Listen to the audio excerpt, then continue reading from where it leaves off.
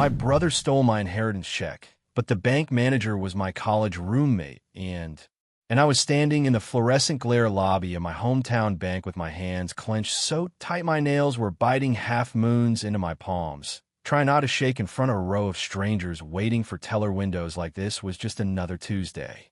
I could taste that dry metal panic in the back of my throat. My brother was 3 feet away from me, leaning on the counter like he belonged there, like he hadn't just ripped something out of my life and tried to cash it like it was a birthday card from Grandma. He kept doing this thing where he smiled without his eyes, like he was trying to charm the air itself into siding with him. "Relax," he said under his breath, just loud enough for me to hear. "You're making a scene." And I swear to God, if humiliation were a physical object, it would have been the heat crawling up my neck while the teller glanced between us and then looked away like she'd seen this family mess before and didn't get paid enough to touch it. It wasn't even the money at first. It was the audacity. I stepped closer, lowering my voice the way people do right before they snap, and I said, "You stole my inheritance check." My own voice sounded strange, like it was coming from a speaker across the room. My brother's smile twitched, like he couldn't decide whether to laugh or act offended. "I didn't steal anything," he said, louder now, turning his head slightly so the nearest person in line could hear. "You're being dramatic. It was a mistake." I stared at his mouth moving and felt my heartbeat thudding behind my ribs, hard and fast, like my body was trying to run even though I was planted to the floor. I could see the tiny vein at his temple pulsing. He smelled like stale coffee and the same cologne he's worn since high school, the one he uses when he wants people to think he's got it together. "A mistake," I repeated, and my laugh came out sharp and ugly. "You endorsed it. You deposited it into your account." His eyes flicked to the glass offices behind the lobby, and I followed his gaze because he knew something I didn't yet, and that's when I saw her come out. The branch manager, stepping briskly across the tile, hair pulled back, blazer crisp, face set in that calm professional expression. She looked up, her eyes met mine, and for half a second her mouth parted in recognition. Not the polite customer service version, the real one. Like she knew my face before she knew my name. Then she said, clear as anything, "Can I speak with you?" "In my office." "Now." And my brother's smile finally slipped. It was a Monday. Of course it was a Monday. 2 weeks after my dad's funeral, when the whole inheritance thing even became real. Before that, it was just grief and logistics and casseroles from church people and my mom asking if I'd taken enough photos at the service like it was an event to recap. My dad died suddenly, and the shock of it sat in our house like a heavy piece of furniture no one could move. He wasn't rich, but he was the kind of man who saved quietly his whole life. No flashy cars. No vacations that required passports. Just a steady job, a paid-off mortgage, and this constant habit of tucking money away for later.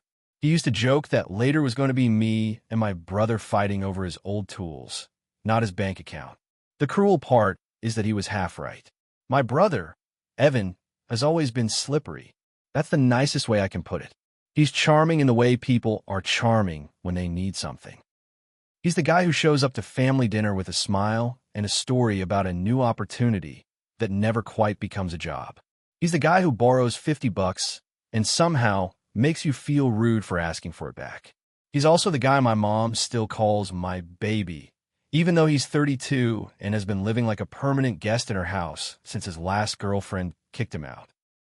Meanwhile, I'm the responsible one, which sounds like a compliment until you realize it's also the reason everyone expects you to swallow things quietly. Dad's was straightforward. I only know this because I sat at the kitchen table with the executor, Dad's old friend, Mr. Doherty, while Evan paced and complained about paperwork like it was personally insulting him. That will split things evenly. Half the savings, half the life insurance, half the sale of Dad's truck, and a few other assets. Nothing dramatic.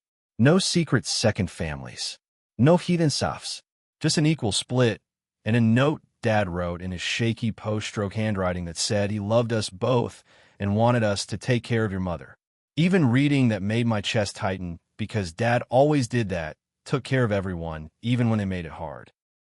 Because probate takes time, The first thing we got was a check from the life insurance payout, once everything cleared. I remember the day Mr. Doherty called me.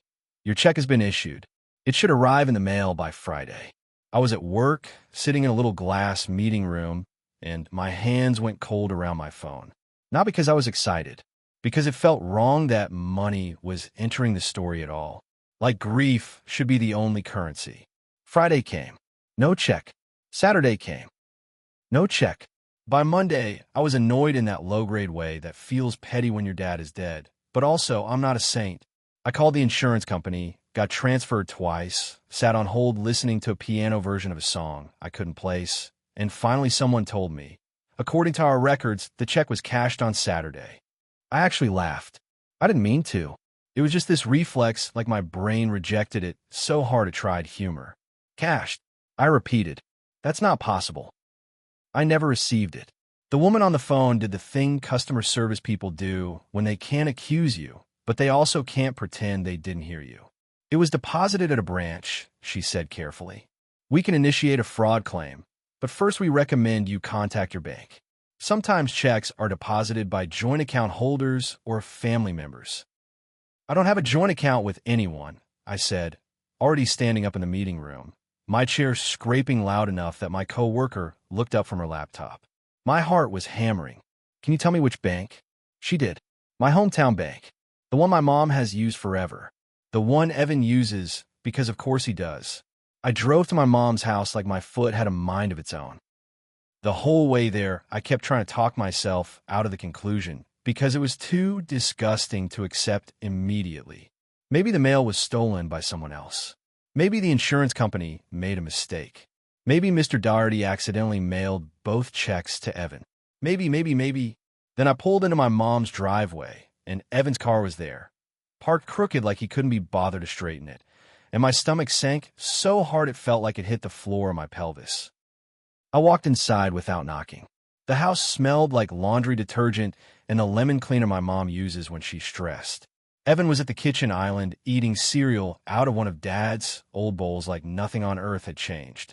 He looked up, spoon halfway to his mouth, and for a second his face did that split-second recalculation people do when they're caught. Hey, he said, mouth full. Too casual. I didn't sit. I didn't take my coat off.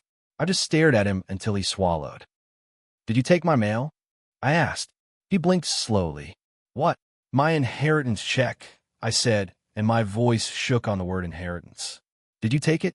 He leaned back in the stool, offended on command. Why would you even ask me that? Because you're you. Because this is exactly the kind of thing you do. Because Dad is barely in the ground, and you're already looking for something to grab. I heard my mom in the living room, talking on the phone, laughing softly like she was trying to sound normal for someone else's benefit. I kept my eyes on Evan. The insurance company said it was deposited at your bank. Saturday. A tiny flash crossed his face, fear, irritation, something. He covered it fast with a scoff. That's insane. They must be wrong. Then come with me, I said. Right now. We'll go to the bank and clear it up. He hesitated, just for a fraction too long. My stomach turned to ice. You did, I whispered. You actually did. He pushed his bowl away like I was making breakfast unpleasant. You need to calm down. I don't even remember picking up my phone, but suddenly I was dialing the bank while standing in my mom's kitchen, my hand shaking so badly I almost hit the wrong numbers. Evan's face tightened as the call rang. When someone answered, I asked for the branch manager by name, because I still remembered her from high school, from when my class did a career day trip, and she spoke about financial literacy like it was a religion. The teller transferred me. Then there was that pause, the kind that makes your skin prickle. A voice came on the line. This is Laura. I said my name. There was a beat. Then softer. Oh my God.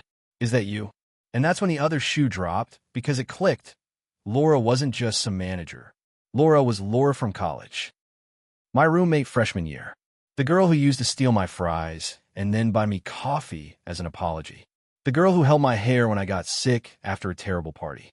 The girl who I hadn't spoken to in years because life scatters people, but whose laugh I could still hear in my head like it lived there. My throat tightened. Laura, I managed. Her tone shifted into something professional but careful, like she was putting on a coat. Can you come in? She asked. Today. preferably as soon as possible. My eyes flicked to Evan. He was watching me with a blank expression that made me want to throw up. Yes, I said. I'm coming right now. Evan tried to say he wasn't going. He tried to act like he didn't have to. I have stuff to do, he muttered, standing up. Oh, you're coming, I said, and my voice was so flat it surprised even me. I'm going to walk into that bank and tell them my brother committed fraud while you sit here eating cereal out of Dad's bowl. My mom appeared in the doorway then, phone still in her hand, eyebrows already drawn together. What's going on? Evan immediately pivoted toward her like a plant turning to sunlight. She's accusing me of stealing something, he said in that injured voice. She's losing it. I looked at my mom and felt something in me go cold. My inheritance check was deposited into Evan's account, I said. The insurance company confirmed it. My mom's face did that tight pinch thing. Evan wouldn't. Mom, I cut in, sharper than I usually ever speak to her. Don't. Her mouth opened, then closed. She looked between us like she was trying to find the version of reality where she didn't have to choose. Let's not do this right now, she said. We've all been under stress. Evan nodded, grateful. Exactly. And that's the thing about families like mine. Stress is always used as a curtain. Pull the curtain, hide the mess, pretend it's not happening. But my dad was dead, and my brother stole from me, and I was done being the quiet one. So we went, me driving, Evan in the passenger seat tapping his knee like he was annoyed at traffic, not like he just detonated whatever was left of trust between us.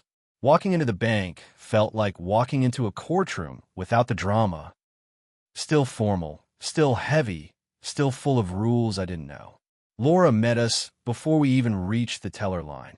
Her face was calm, but her eyes were sharp, the way they used to get when she was about to ace an exam. She looked at Evan for 1 second too long, then looked back at me. Come with me, she said. Evan tried to follow. Laura held up a hand. I need to speak with her first. Evan laughed like that was cute. I'm involved here. Laura's voice turned even colder. I said I need to speak with her first. He opened his mouth, but something about her tone stopped him. He hovered, annoyed, while Laura guided me into her office and shut the door. For a second, it was just us, and the air felt different, quiet, insulated like the bank walls were made for secrets. Laura exhaled through her nose, a controlled breath. Okay, she said. Tell me everything you know. My throat felt thick. I sat down, then stood up again because I couldn't keep still. The insurance company said the check was deposited Saturday. I never got it. I think Evan took it from my mom's mailbox. Laura nodded, already typing something on her computer. I can't tell you everything because of privacy laws, she said, and her mouth twisted like she hated even having to say that. But I can tell you this. A check with your name was deposited into an account that is not yours. It raised flags. Several. My hands went numb. So it's real. It's real, she confirmed, and then her eyes softened for a brief second. I am sorry. My stomach lurched. How did it even go through? Laura's jaw tightened. Because people lie confidently, she said. And because banks have processes that assume people aren't committing felonies over family money. She clicked through screens, then looked up. He endorsed it. I felt like I couldn't breathe. He forged my signature. Yes, Laura said simply. And because it was deposited and not cashed as cash, we can freeze the funds while the investigation happens. That's why I needed you here. We can't unring a bell, but we can stop him from spending it. I stared at her, the words freeze the funds echoing like a lifeline. He already spent some? Laura's lips pressed together. We placed a hold quickly, but I need you to formally dispute it. There are forms, a statement, possibly a police report, depending on what fraud tells you. I can walk you through it. My eyes burned. I blinked hard, furious at my own body for wanting to cry in a bank office. Thank you, I whispered. Laura leaned forward. Listen, she said, voice low. I can't be your friend in this moment. I have to be the bank. But I will make sure the bank does what it's supposed to do. The door handle rattled, and Evan's voice leaked in through the wood. Is this going to take all day? Laura's eyes flicked to the door, then back to me. Something in her face hardened. Do you want him in here? She asked. A part of me wanted to say no, to keep him out like a misbehaving child. Another part of me, the part that was done shrinking, wanted him to look me in the eye with witnesses. Yes, I said. Let him in. Laura opened the door. Evan sauntered in like he was entering a meeting he'd scheduled. He sat without being invited, legs stretched out, smirk back in place. So, he said, looking at Laura like she was a receptionist, what's the problem here? Because my sister is spiraling. Laura didn't even blink. The problem, she said evenly, is that a check made out to your sister was deposited into your account. Evan shrugged. Yeah, because she asked me to. My entire body went hot. I did not, I snapped. He didn't look at me. He looked at Laura, widening his eyes like he was the victim of a hysterical woman. She was upset. She didn't want to deal with the estate stuff, and she told me to handle it. She probably forgot. Laura's gaze didn't soften. Do you have written authorization from her? She asked. Evan scoffed. Who gets written authorization for family stuff? Laura nodded slowly, like she was filing his stupidity away. Do you have her endorsement? She asked. In her handwriting. Evan's smirk faltered. Just barely. Laura turned her monitor slightly. Not enough for him to see details, but enough for him to understand she had the record. Because the endorsement does not match the signature we have on file for her. Evan laughed too loudly. Oh my God. Seriously? That's what this is? A handwriting analysis? Laura's voice stayed calm, which almost scared me more. It's standard fraud detection, she said, and the funds are currently on hold. Evan's eyes snapped to her. On hold? Yes, Laura said, meaning you cannot access them. His posture shifted, stiffening. The charm dropped, replaced by irritation. You can't just, those are my funds. They are not, Laura corrected. They're disputed funds. If you endorsed a check not payable to you without authorization, that is fraud. Evan leaned forward, palms on his knees. This is ridiculous. It's family money. I couldn't stop myself. It's Dad's money, I said, voice shaking with rage. And he wanted it split. You don't get to decide you deserve more, because you're broke. His head whipped toward me, eyes sharp. You don't know what I deserve. Oh, I know exactly what you think you deserve. I shot back, and my hands were trembling again, but I didn't care. You've been taking your whole life. From Mom, from Dad, from girlfriends, from anyone who's dumb enough to believe you're just until I get on my feet routine. Evan's face flushed. Watch your mouth.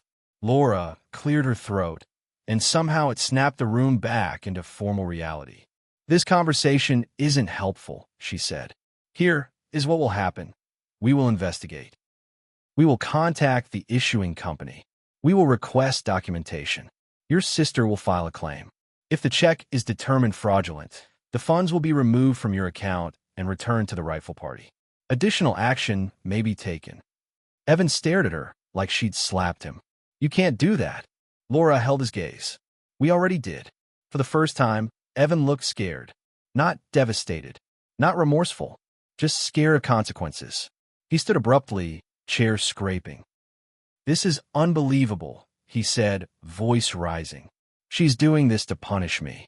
I laughed, this short, harsh sound. Evan, you stole from me. He pointed at me, fingers shaking. You always do this. You always want me to be the villain. I stepped forward, and my voice dropped low. You made yourself the villain when you signed my name.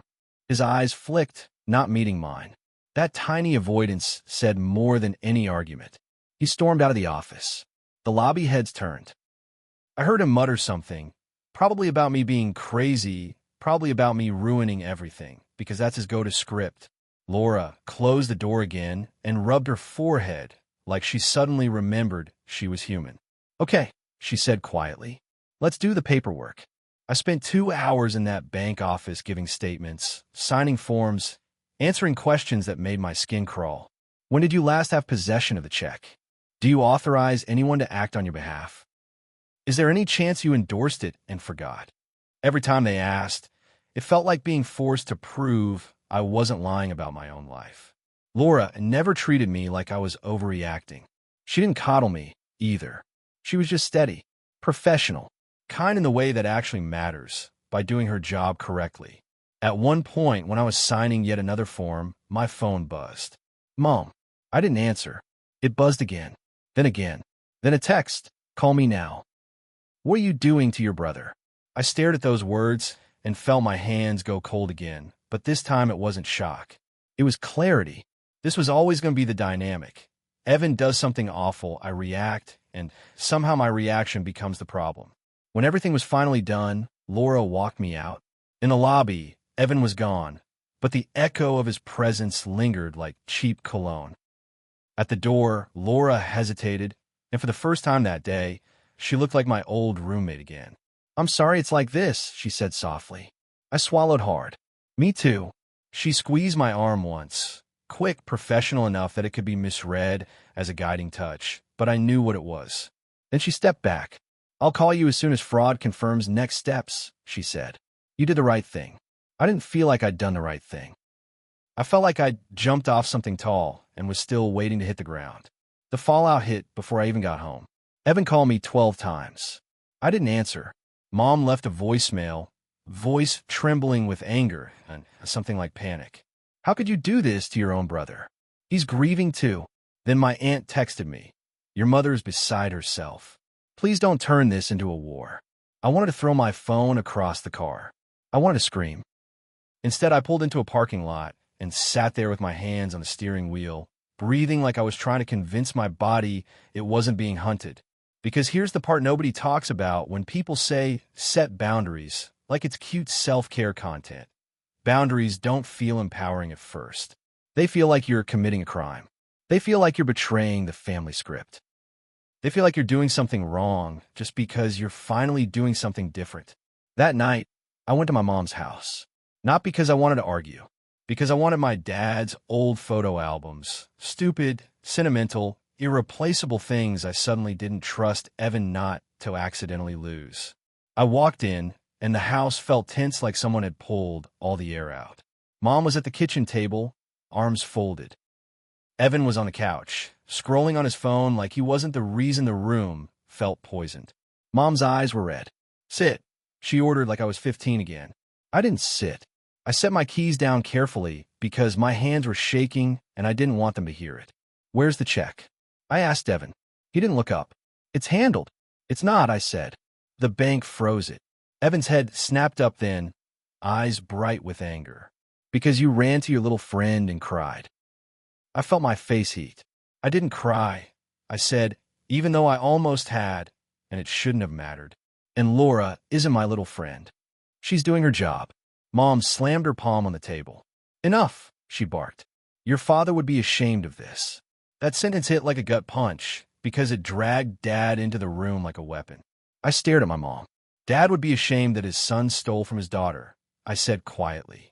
Mom's mouth opened, then closed. Her eyes darted to Evan like she couldn't bear to look at the truth directly. Evan stood up, finally dropping the lazy act.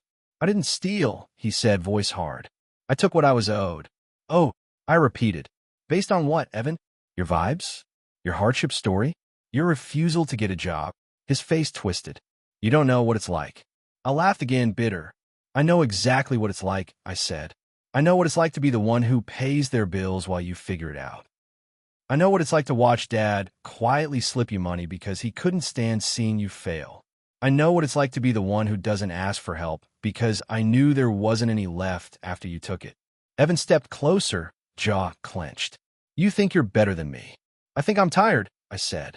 My voice cracked on the word tired, and I hated that because it made me sound weak, but it was true. I'm tired of being the one who's expected to absorb your choices.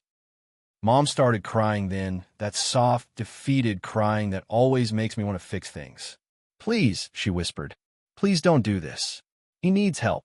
He needs consequences," I said, and my voice was steadier than I felt. "And I need my life back." Evan's eyes narrowed. "So you're going to ruin me?" I stared at him. "You ruined yourself," I said. All I did was refuse to cover for it. I walked past them and went to Dad's study. The smell hit me first. Old paper would polish, that faint scent of Dad's aftershave lingering in the air like a ghost. I grabbed the photo albums from the shelf and hugged them to my chest, because suddenly they felt like the only inheritance that mattered. Behind me, I heard Mom say my name, pleading. Evan said something nasty under his breath. I didn't turn around. 2 days later, Laura called. Her voice was professional, but I could hear the relief underneath. Fraud confirmed the endorsement was unauthorized, she said. The funds will be removed from his account. The insurance company will reissue a new check to you once the claim is finalized. It may take a bit, but it's in motion. I sagged against my kitchen counter, eyes squeezing shut. The relief was so intense, it almost felt like nausea.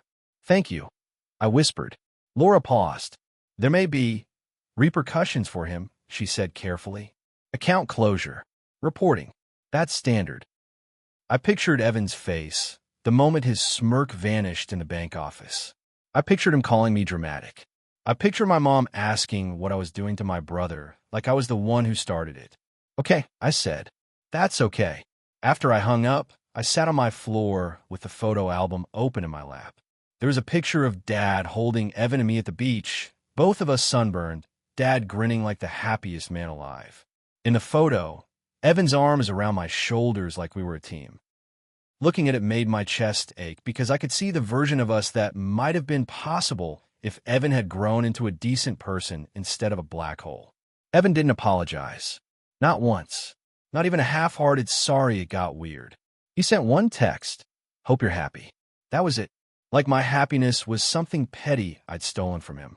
Mom didn't apologize either, not directly. She kept trying to talk around it. He's going through a lot, she'd say. He made a bad choice. She'd talk about therapy and grief and forgiveness like they were bandages she could slap over a wound that was still bleeding. The check came in the mail 3 weeks later, this time requiring my signature in front of the postal worker. I signed with a hand that trembled, not from excitement, but from the weight of what it represented. Dad's life, Dad's love, Dad's attempt at fairness. I deposited it into my account the same day, and I didn't tell anyone. I didn't post about it. I didn't treat it like a win. I just sat in my car afterward and cried, quiet and ugly, because it hit me all at once. My dad is gone, my brother is who he is, and my family's going to keep trying to make me responsible for their discomfort. But here's what also hit me, sitting there with my forehead against the steering wheel. For the first time, I hadn't let Evan rewrite reality. I hadn't let my mom's fear become my job. I hadn't swallowed it and called it peace. And I think that's the real inheritance. Not the money. The moment I finally stopped paying the emotional debt my brother kept running up, I still don't know what the long term looks like. Holidays feel like landmines now. My mom is polite but strained. Evan is a silent storm. He doesn't show up when I'm around, and when he does, he looks through me like I'm a wall. Part of me grieves that, even though I'm the one who drew the line.